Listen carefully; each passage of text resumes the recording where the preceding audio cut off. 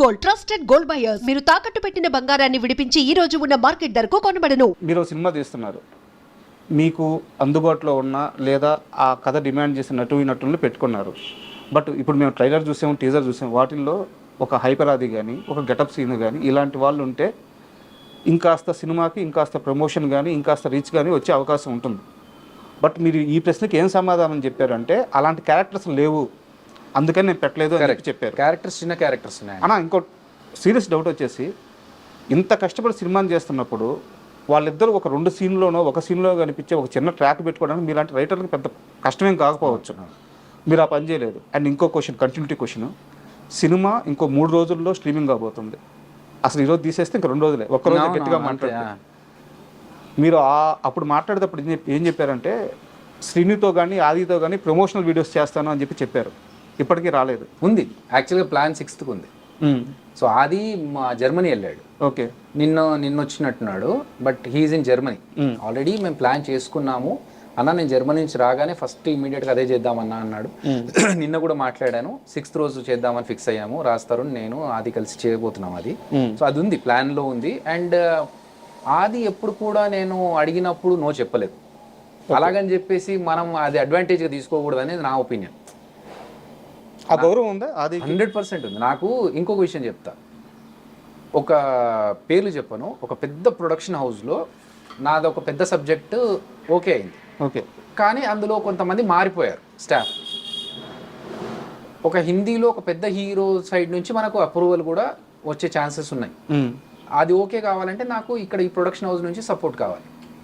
నేను అక్కడ నుంచి వెళ్ళిపోయిన పర్సన్ అడిగా, సార్ ఎలా సార్ మరి ఇప్పుడు అంత పెద్ద హీరో మనకు ఓకే చెప్పేలా ఉన్నారు, ప్రొడక్షన్ హౌస్ ఇది ఉంటే బాగుంటుంది కదా అంటే, ఇప్పుడు అంతా మారిపోయింది కదమ్మా, ఒక పని చెయ్యి, ఆదికి బాగా పరిచయం వాళ్ళు, ఓకే నువ్వు ఆదితో ఒక మాట చెప్పిస్తే అవుద్ది అని అన్నా.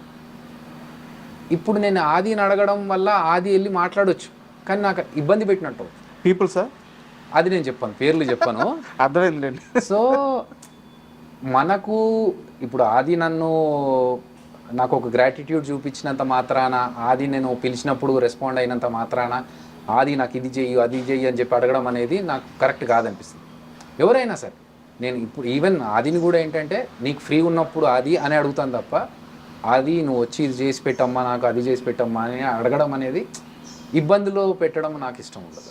అంతే తప్ప మన సినిమాలో కూడా నిజంగా చెప్పాలంటే మీరు చూడండి 7th రోజు చూస్తే మీకు అర్థమవుతుంది, ఆది చేయగలిగేంత పెద్ద క్యారెక్టర్స్ లేవు.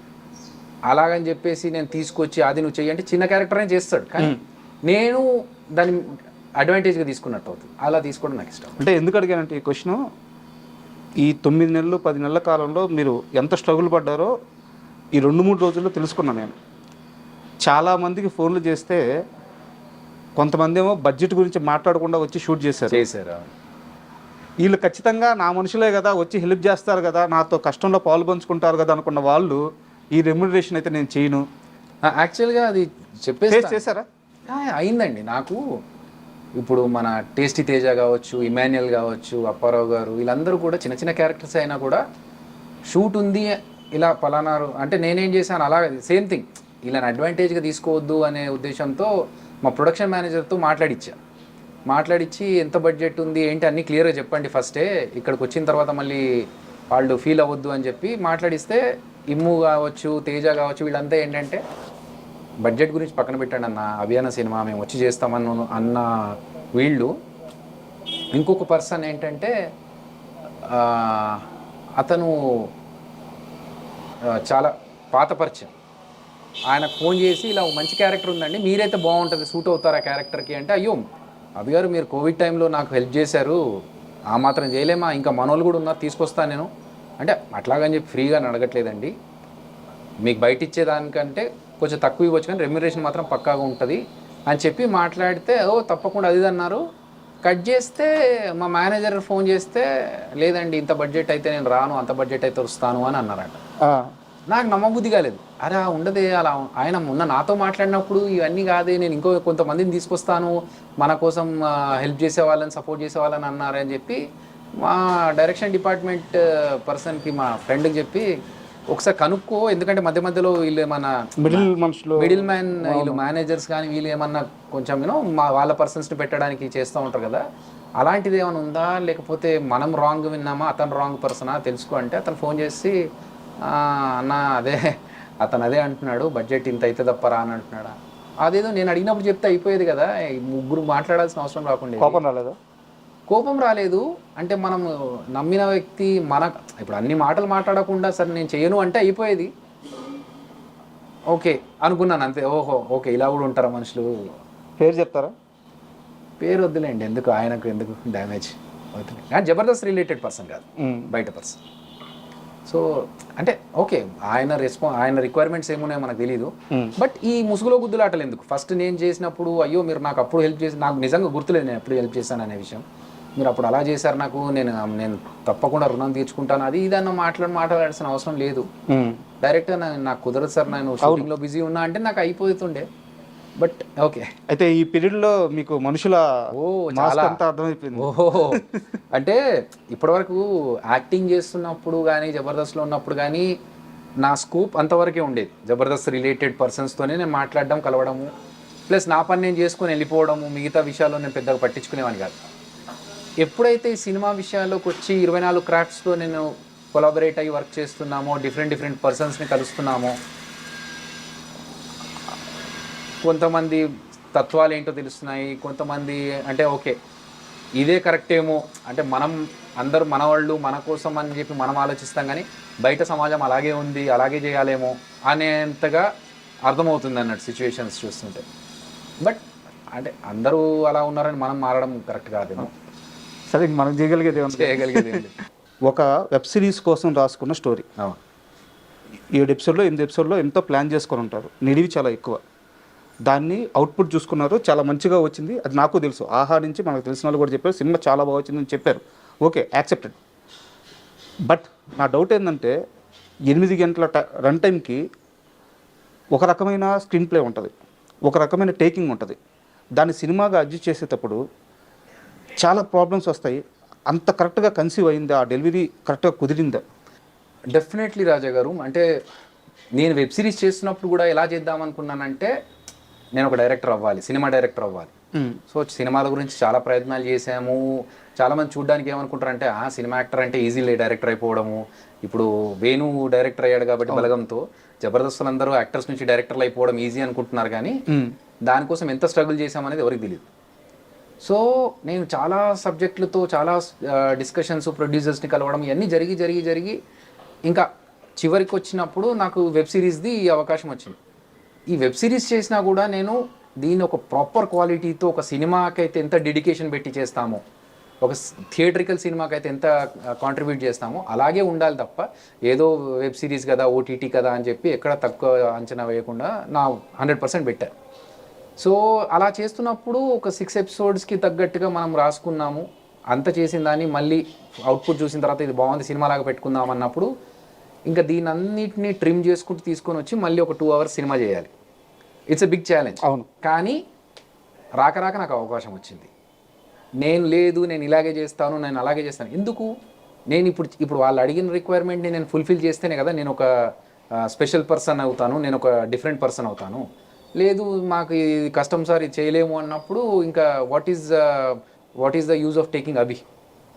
సో నేను దాన్ని ఛాలెంజ్గా తీసుకొని కొన్ని సీన్స్ కట్ చేయడం, లెంత్ తగ్గించడము, కొన్ని క్రిస్ప్ చేయడం, అవన్నీ చేసుకొని 2 hours సినిమా చేశాను. కానీ ఏం చేశానంటే ఈ సీన్స్లో ఏవైతే కట్ అయిపోయాయో ఈ సినిమాలో చిరంజీవాలో కొంతమంది యాక్టర్స్వి, వీళ్ళందరినీ గుర్తుపెట్టుకొని నేను నెక్స్ట్ కామాఖ్య సినిమా చేస్తున్నాను కదా, దాంట్లో క్యారెక్టర్స్ ఇచ్చాను. ఓకే, ఎవరెవరి సీన్స్ అయితే ఇక్కడ కట్ అయ్యాయో అందులో కొంతమందికి, ఎందుకంటే అందులో కూడా కొంత స్పేసే ఉంది, కొంతమందిని నా నెక్స్ట్ సినిమాలో పెట్టుకున్నాను. మిగతా వాళ్ళు ఎవరు ఉన్నారో నాకు గుర్తుంది, ఎవరెవరైతే సీన్స్ కట్ అయినా వాళ్ళని తీసుకెళ్ళి ఇంకో దాంట్లో పెట్టి. ఈ డిసిషన్ ఎవరిది? అంటే అరవింద్ గారిదే, ఆహా టీమ్దా? ఆహా కంటెంట్ టీమ్. ఓకే, అంటే బాగా వస్తుంది దీని వెబ్ సిరీస్ కంటే సినిమాగా అయితే ఇంకెక్కువ రీచ్ అవుతుంది, రాజ్ తరుణ్ కూడా ఉన్నాడు కాబట్టి. సో సినిమాగా అయితేనే బాగుంటుంది అన్నప్పుడు నాకు కూడా అలాగైతే నాకు కూడా అడ్వాంటేజ్ అనిపించింది. ఎందుకంటే వెబ్ సిరీస్ లాగా పెట్టి చేసే కంటే సినిమా అయితే నాకు ఇంకొక బెనిఫిట్ కూడా అనిపించి నేను ఛాలెంజ్గా తీసుకున్నాను. అరవింద్ గారిని కలిసారా? రోజుల్లో సినిమా రిలీజ్.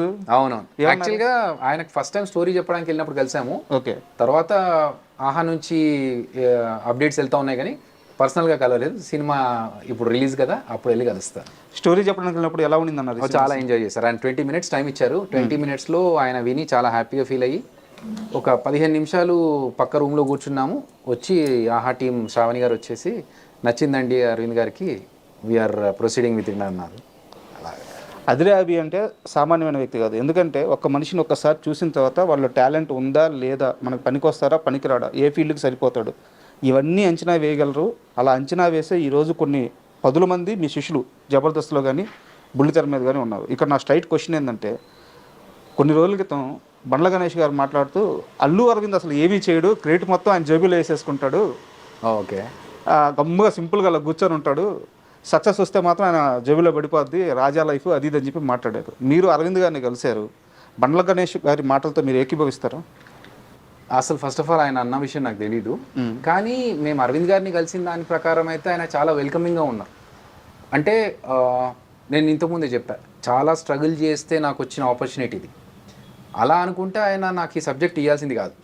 ఒకవేళ మీరు అన్న ప్రకారం ఆలోచించి, గణేష్ గారు అన్న ప్రకారం ఆలోచించి ఉంటే ఎందుకు అతనితో వెళ్ళడము, ఎవరో తెలిసిన డైరెక్టర్ని పెట్టుకొని చేసుకోవచ్చుగా, ఆల్రెడీ చేసిన సినిమాలు డైరెక్ట్ చేసిన అతనితో వెళ్ళొచ్చు కదా, ఈ అబ్బాయితోనే ఎందుకు అని కూడా అడగొచ్చు. కానీ అభి డైరెక్ట్ చేస్తున్నాడు. నిజంగా చెప్పాలంటే నన్ను ఆయన గుర్తుపట్టలేదు.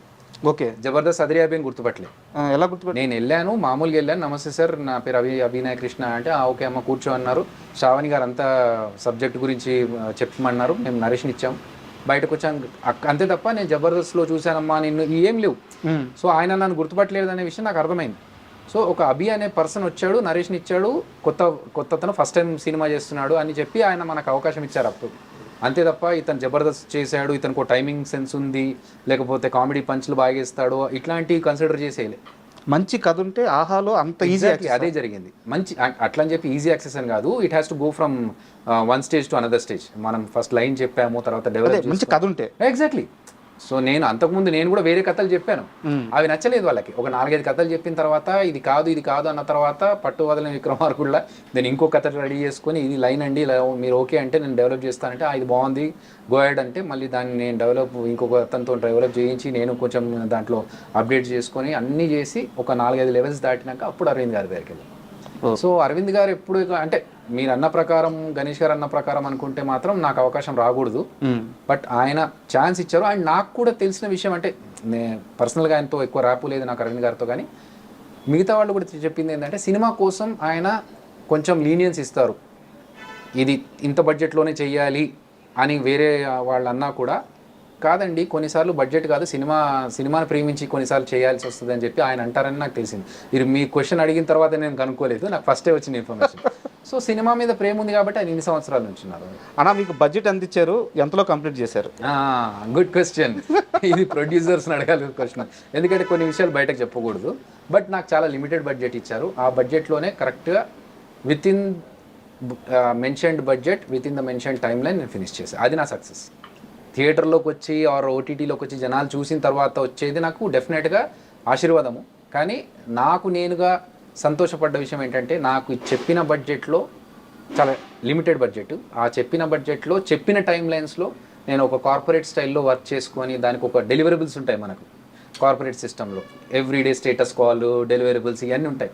అది ఇక్కడ ఇంప్లిమెంట్ చేసుకొని మనకున్న బడ్జెట్లో మనకున్న నెంబర్ ఆఫ్ డేస్ ఎంత, ఎక్కడ ఈ షార్ట్ ఇక్కడ మిస్ అయితే మనం ఇంకొక దగ్గర ఎక్కడ పెట్టుకోవచ్చు అని అనుకున్న టైంలో ఫినిష్ చేసి ఇచ్చిన బడ్జెట్లో ఇచ్చిన బడ్జెట్